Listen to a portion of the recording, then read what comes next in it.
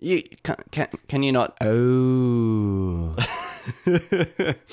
Yeah, I know, but yeah. I don't know. Adam and Dan, unrelated, Jackson's talking. Hello, Daniel. Hello, Adam. How are you? I am very good, very good. How goes your quest? It goes swimmingly. I've conquered the dragon. I've told a riddle to the troll under the bridge, and I'm Excellent. about to poop into a princess's mouth. Yes, the prophecy shall come true. The lady with the silver hair and the bad breath shall be the queen of all the realm. And she shall rule with me by her side. And over her waxing head. her legs. Oh, right. Whacking her legs. Waxing her legs. Or waxing her legs for her silver hair. That's right. She wants to stay young, feel young at least. And you just want the silver to buy pretty things. That's right. You know what they say, though? What do they say? You are only as old as the princess that feels you. No. Hang on. Princess that... Hang on. The shit that goes into her mouth. Yeah. You're only as old as how old the shit is. Oh, that's good. That's a nice saying. I'm going to teach that to my little school kids and stuff. I thought you were about to announce that you had a kid or something. No. I do shows for kids, and that's going to be the next moral of the show I do. Look out, kids. Shit in her mouth and win a prize. I might defecate on ye. Why am I a pirate in your show? Well, that's... I don't know. That's the most likely character to crap on somebody, right? Ooh. They are notorious for shitting in people's mouths, those pirates. That's what we all learnt when we were reading the pirate books. Are you landlubber? We don't need toilets. We just hang our asses over the deck. Do you know the story of Blackbeard? I don't, actually. Well, he was one of the notorious pirates. And one of the things he used to do, he had like long hair and obviously a big bushy black beard, which he'd like plait.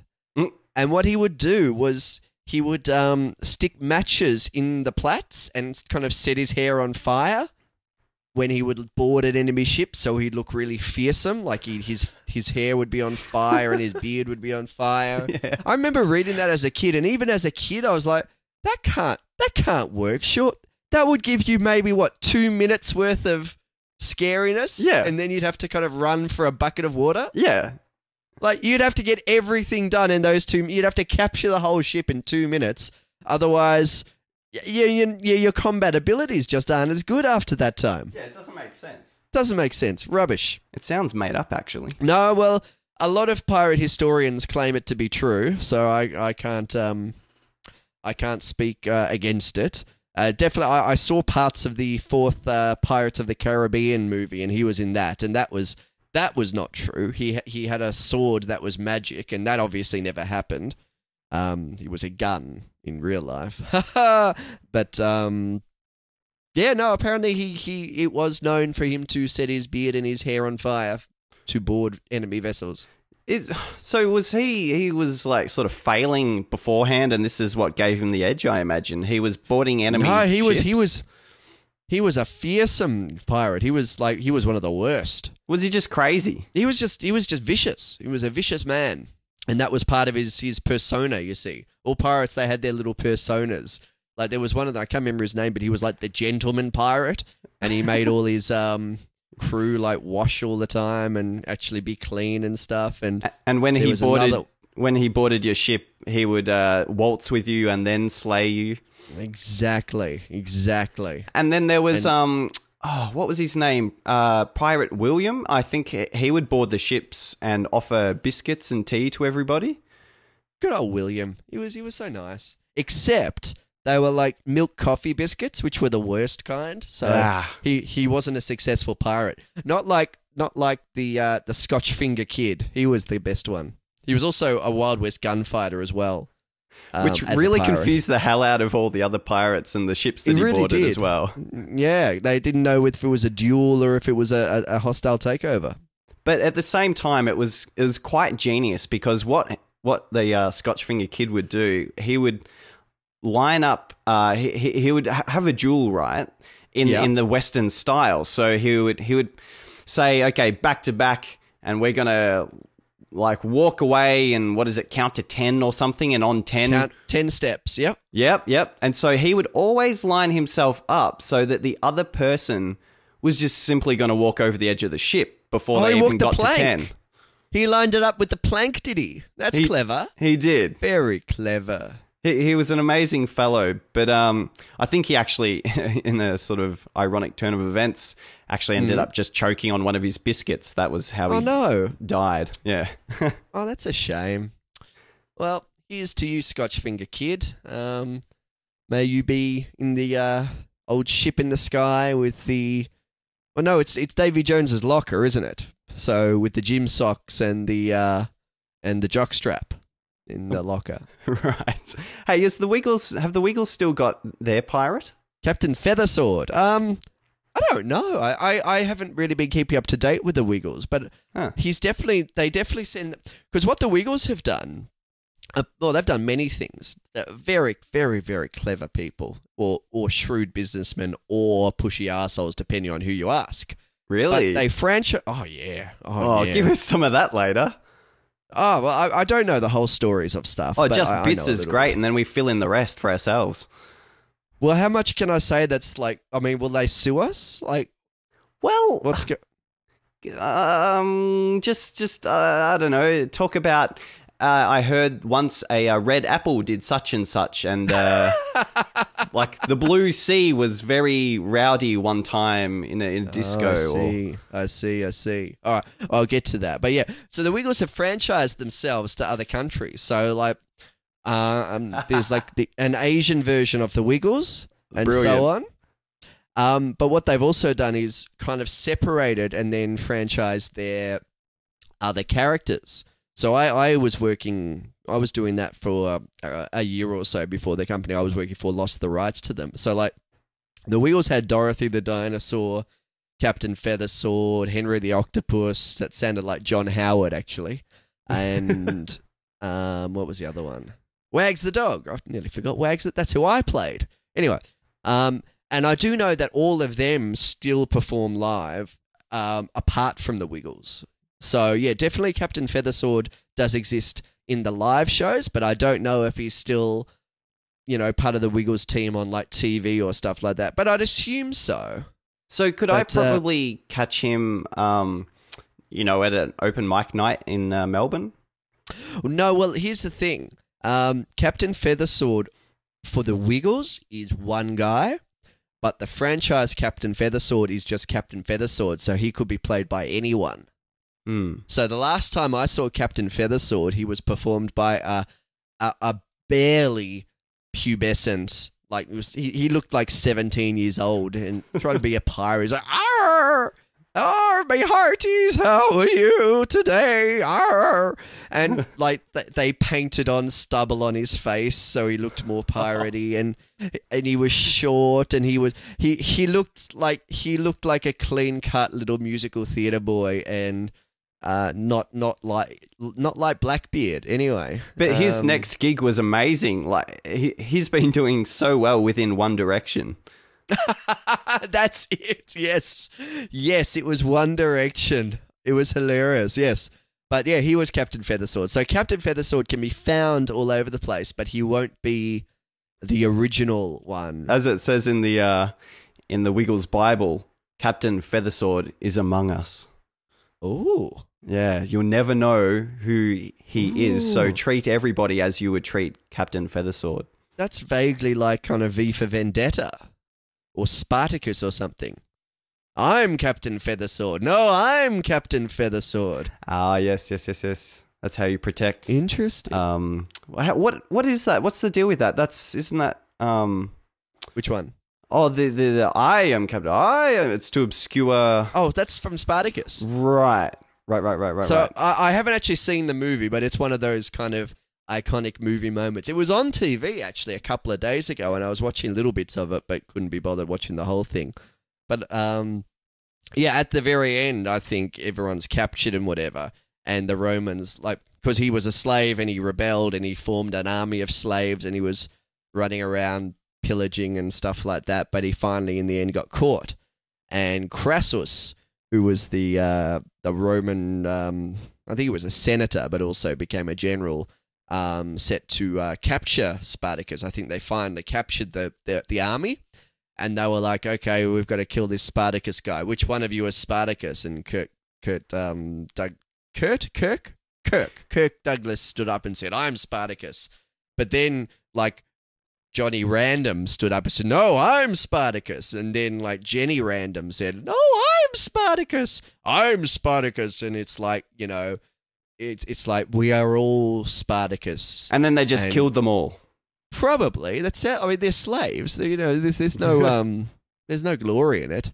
But yeah, so that's where that kind of dare I say meme comes from. Right. So I'm curious if we can go back to the Wiggles. I would like to hear of any alleged behavior or any dirty goss. Oh, look, I don't know. I don't know how much I'm allowed to say. Can't you just say, like, allegedly such and such did this and that? Yeah, but I well, okay, look, if I was to say something like one of the Wiggles who's married sleeps with all the female cast and then pays them off not to tell people, then I could be lying. And then I'd be liable. I could be liable for things, but yeah, you don't want to say that kind of thing. I don't want to say that stuff because it might not be true. Let's say that isn't true. Let's say that isn't true, but no. But apparently they've just got like very big egos and really, yeah.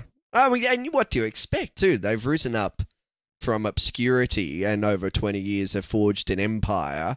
They're not going to be told what to do by anyone. Sorry, 20 years? They've been around for so long. I remember when I was very young, they performed at like our parish like community centre or something. Wow.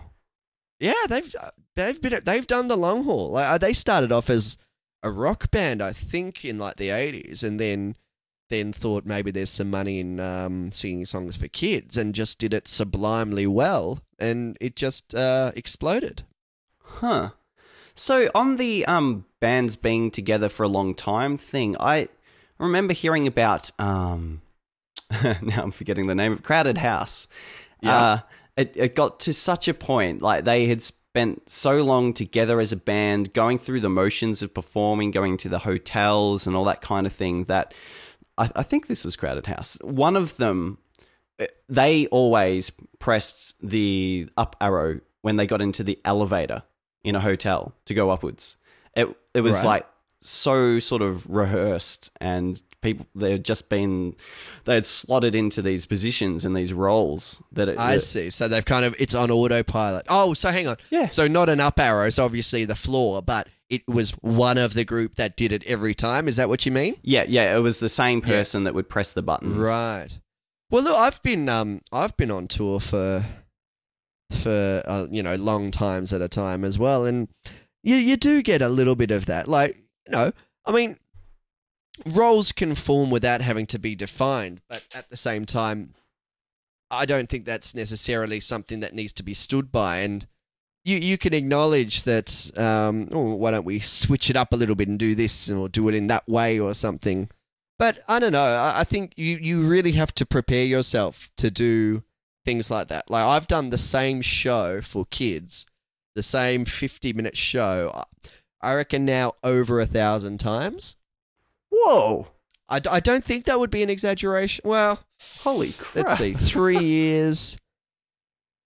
No, look, between 500 and 1,000. I can't specifically say it's over 1,000. I reckon I've probably done 1,000 shows in general, divided by 3. So we've got 3 shows that we tour, and we've probably done at least 1,000 performances. But I reckon of a specific show, yeah, maybe up to 500 times. Wow. Yeah, and what I've found is it's the audience that changes, not the show. I mean, the show can change, especially our show, which is, got a lot of improvisation in it and whatnot. But I don't get bored doing the show because it's such an immediate reaction. Like, in a way, I guess it's like stand-up comedy.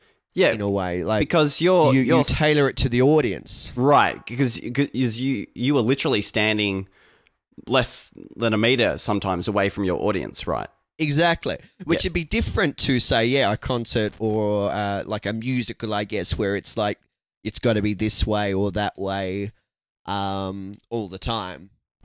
Like, so we do have a little bit of leeway into how we do things, what we do, how long we leave certain, little jokes to linger or cut them off or whatever. And so that's what gets me through. Like, I think if there was a lot more disconnect between me and the audience, I think I'd find it a bit harder. Is that what happened with Crowded House? Were they ruining that, or did they just notice that? I don't know if it was something that they noticed at the time, but I mean, in retrospect, it was kind of a funny thing, I guess. Yeah, of course. And as you mentioned, it was just sort of like going through the motions, and they just fell into these roles, I guess. No, it happens all the time. Bizarre. Like, I think about bands like Radiohead, and I find that amazing that, I don't know, that they're still able to go and tour with each other, and I guess they're just good friends, and that's what you can do. And I would love to hear more about sort of where they've had to exercise tolerance more than with other people or situations. A friend of mine was reading a book about Radiohead and was saying that at one point they all lived together, and he was saying that didn't work because they ended up hating each other. So, I don't know what that would be like on tour. I mean, you're a little bit more, I guess, tolerant when you're on tour because it's so transient. Like when you're just living, you do want things a certain way because this is your nest. But when you're touring, it's a little bit different. You're like, well, this is, this place or this situation or whatever. It's not how I'd like it, but fuck, we're gone in 2 days. It's whatever. Like, the guy I go on tour with, the company we work for can sometimes be a bit cheap and send us to places where there might be one really good bed and one really shit bed. So we just have to flip a coin to find out who goes in what. And obviously that's, it'd be great if we both had, the nice beds. But if you're in the shit bed, then, it's for a few days. It's not going to be the end of the world. And I suppose that would be the case for these bands, I guess. Like, even if there were problems between them, it's not like it's, it's not like it's gonna be like this for the rest of eternity. And the other thing is, and this is what I find when I tour with lots of people, there's even less chance of that when there's lots of people because, you don't have to do everything together. And I know some tour groups, they are like that. Like some other shows, they do everything together. They're like, okay, where are we going to eat dinner today? Okay, let's all go here and eat dinner. And that's lovely. But at the same time, there's something nice about being in a different place. And like, oh, gee, I want to go to that place for dinner. Does anyone want to come? And maybe like one person will say, yeah, that sounds great. No, not me. No, definitely not. Yeah, I'll come. And then nobody's disappointed because everyone's kind of doing what they want to do if the situation arises. I remember the first time we toured to Tasmania, one of the group like, I'm going to go and climb this mountain. Does anyone want to come? And nobody wanted to come. So he went off by himself and he had the most amazing time. And that's great that he has that opportunity to do that. So hopefully that's what these bands are doing, and then might meet up again to play an amazing gig. Have you ever known anyone to have such a bad time or a big conflict whilst overseas on such a tour? Thankfully I haven't, no. Right. And I really do think that's to do with what I just said. Like, I think as soon as you try to, I'm talking like in groups here, as soon as you try to force somebody's idea of fun into it, then it becomes not everyone's idea of fun, Yeah. So, I've heard stories of problems and people feeling left out and, you know, all that kind of stuff. But thankfully, no, I've never really been a part of that. Like, there's been problems between people in the tours that I've had, but generally speaking, they've just been kind of minor personality tweaks that you would have had if you weren't on tour as well. Right. So yeah, no, but nothing bad, and I enjoy that. Obviously, Yeah. I've worked with a lot of circus people, and I think they are great with that, because circus is like really hard working people, and also really really grateful people, possibly because work's hard to get, possibly because they've just had to work so hard and they've lived through it all, and they've had to travel to various places for shit gigs and have to travel back. But circus people, I've found, have all been incredible travelers, because if they want to do something, they'll do it. If they don't want to do something, they won't do it, and they'll be pleasant either way. So what about the like the level of trust that they need to have with each other? Is that sort of, are there higher stakes typically with the work that they do that would sort of bring them close together, that they would bond over more? Or I wouldn't imagine so, because I mean, if you look at, if you're talking about like danger, if you work with dancers as well, you'll be dealing with the same kind of things. You'll be lifting people up, you'll be throwing them around in dance as well. But no, I don't think it's got much to do with that. No, I think it's a mindset. I honestly think the best circus performers also have this absolutely obsessive mindset, like obsessive, and I think that informs their personality more than anything.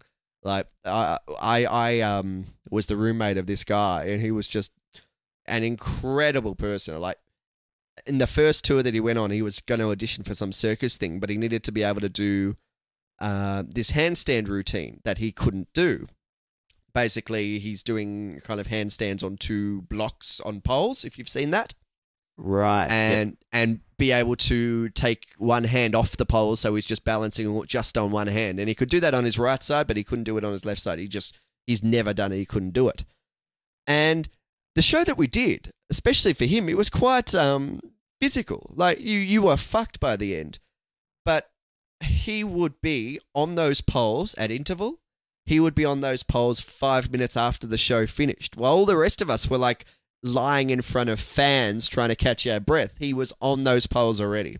And the other thing that he would do was play the guitar. And once again, the first thing he did when he got off his poles and he went to his hotel room, get out his guitar and start playing. And he just had that mindset. It was an obsessive mindset. And I don't know, I think there's something that comes out of that work ethic. Like, if you've got that work ethic, then I think part of that is learning, in a way, humility. Right. As in sort of acknowledging, okay, I'm shit at this, but regardless, I am going to get better at it. And there's a second part to that as well, and I think it's to do with circus, the way circus works, where everyone kind of has their own specialties. So one person might do handstands, one person might have a specialty of juggling and whatever. So there's not the direct competition that you might see in dance, where everyone's doing the exact same routine and whoever's best at it gets the job. So there's a lot more mutual respect. I'm not saying the dancers don't respect each other, but there's a lot more visible mutual respect, because there's a lot less pressure. Because everyone's got their own thing that they're really good at. So with that incredible work ethic, do you think that that's born out of necessity, because that's how they get their living and they sort of have no other choice? As in, there are other people that maybe they want to do something in their life and they've got a day job and they've got something in mind that they would like to do that's it's a more creative pursuit. And they're like, I can't be bothered, like, I don't feel like it, or that kind of thing. And so there's no, they will eat regardless of whether or not they do this creative pursuit. Is that, do you think, anything to do with the work ethic of... I think the proof is in the pudding. Like, I think I've talked to you before, I'm trying to pick up some circus skills in my life, the stilt walking and some juggling stuff. But I will not be, at this rate anyway, a professional juggler. I will not be. And the person that does it in their free time won't be professional this or professional that. So I don't actually know the lead up to it because I wasn't, with these circus people as they were living their lives and growing up and going through their studies of this. But I do know that the work they put in and the work ethic that they had is the reason they are now circus performers and not just people that like playing with balls or doing handstands. Does that make sense? It does. And I'm super curious to know if their parents have a great work ethic, if that's where they got it from, if they learnt it from their parents or not. Do you know what? From the people I know, some yes, some absolutely no. I find that fascinating when someone does have a great work ethic or they develop it and they don't, it's not a sort of a learned thing from a young age, that it's just something that they have or maybe they just don't. Yeah. Well, maybe it's like, look, I honestly can't speak for any of these people I know, but I'm just talking hypothetically now. Like, if you did have not so great an upbringing, maybe the work ethic is an attempt to break free of that. Yeah. Again, it just sort of amazes me because that just takes some real guts. But also it's a passion as well. Like, once again, like, I think I've talked about this in our music episode with John Mayer, not being able to put down his guitar. These people have found what they want to do, and they can't not do it. Right. So yeah, it's not like they're trying. It's just they're doing. Yeah. And look, the other thing is talking about, like, I don't know much about it, and I don't know if it exists as much as it definitely used to, but there's also the bit of the carny atmosphere, the carny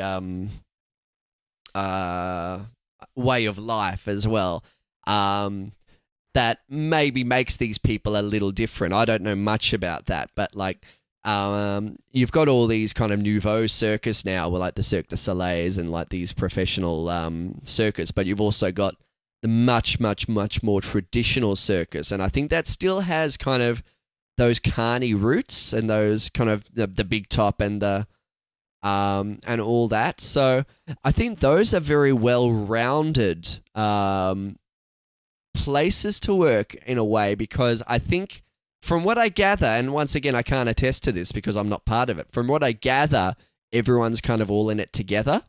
So even though one person might be the most amazing cartwheeler in the world, he still has to help put up the tent or, put up the box office and all that as well. So maybe that's a little part of it as well. Yeah, I think there's a lot in that.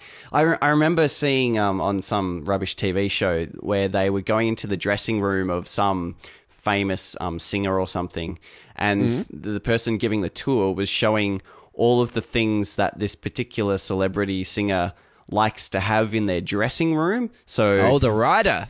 So like, so 5 bottles of room temperature water, some grapes, maybe a moist towelette, and maybe... Is this Mariah Carey or is this Janet Jackson? You have to guess.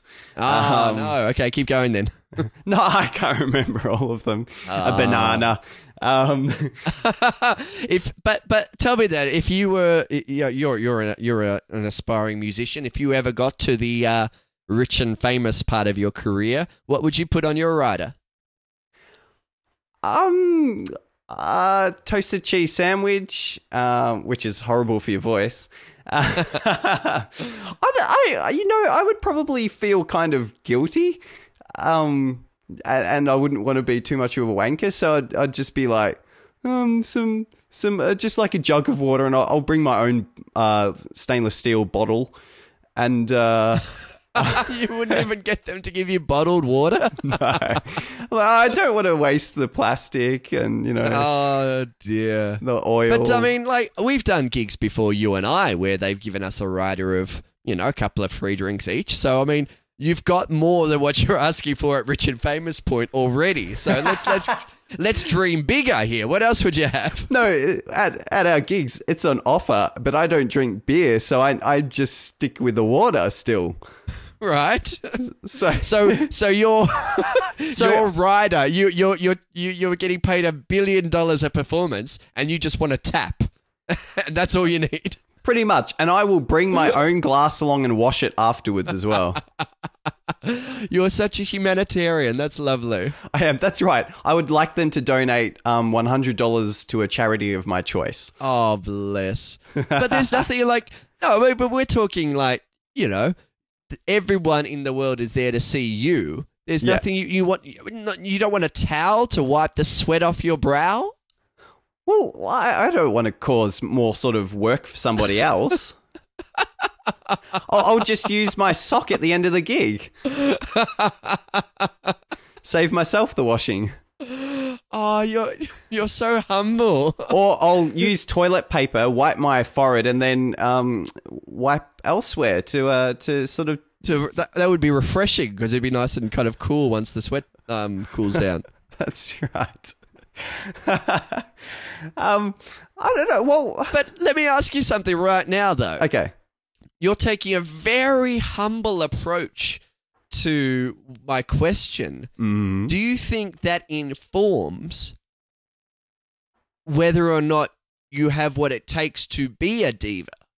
Not necessarily, a male version of a diva. A duvet. A duvet, yes. I reject the premise of this question. How so? Why do I have to be a diva to be famous? I'm not. No. That wasn't my question. No, I'm not saying that you have to do anything to be famous. But if you look at these people, Mariah Carey, Janet Jackson, Celine Dion, Barbra Streisand, I'm skipping one. And Beyonce, I'm sure. I'm skipping one of the big ones though. I forget though. Nikki Webster. But what I'm saying is, I would imagine what comes with that. I mean, how many people have amazing voices in this world? I'd say that's a whole lot. But what comes with that is this presence, this... To say persona is the wrong word, but I guess there's part of that. This confidence, this sense of knowing that they deserve what they're getting. Mm-hmm. And I think that all feeds into who they are. So I'm not saying you have to do that, but I'm saying if you ever wanted to be like Mariah Carey, then you probably would need to buck up your demands. Because you deserve that tap water. Because you're Daniel James Jackson, damn it. Do you know who we are? Who we are? We sung that song about people eating cat shit, damn it. I did.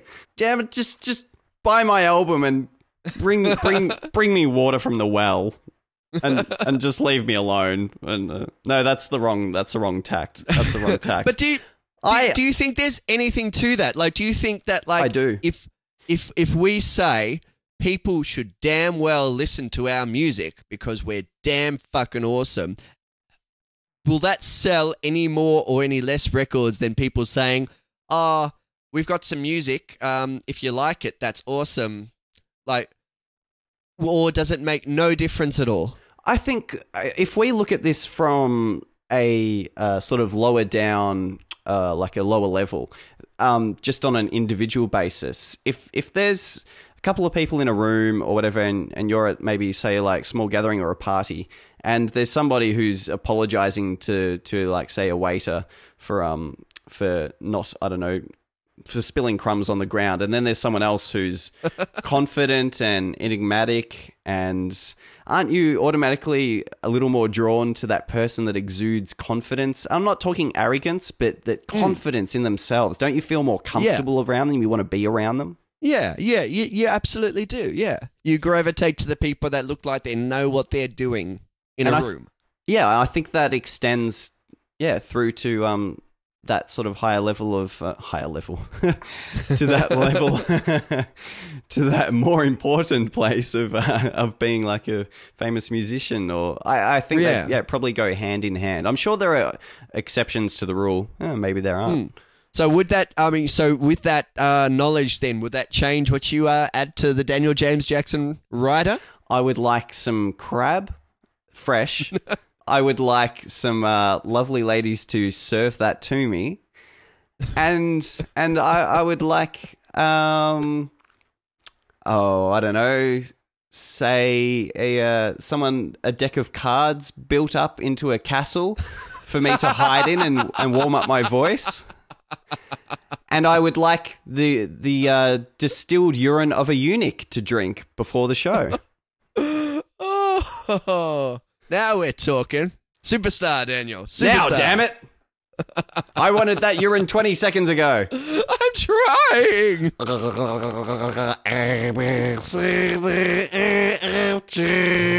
Okay, here I